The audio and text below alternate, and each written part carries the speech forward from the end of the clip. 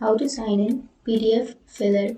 So if you want to sign in to your PDF Filler account, then first of all open up a browser, any browser that you're comfortable with, and I'm here with Chrome browser. Simply go for the search bar and search for PDF Filler, and go for the first search, which is www.pdffiller.com.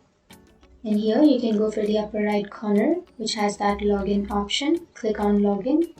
And now to log into your account, you can use your Google, your Facebook, your Apple, or anything.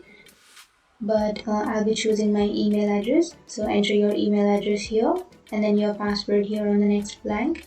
But if you forgot your password, then you will have forgot password option. You can click on that. And then you have to enter your email address and you can click on recover my password so that you can recover or reset your password.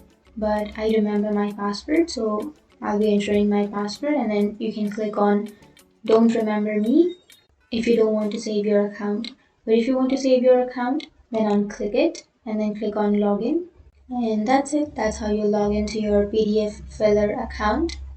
And if you have any questions, feel free to comment below. Thanks for watching.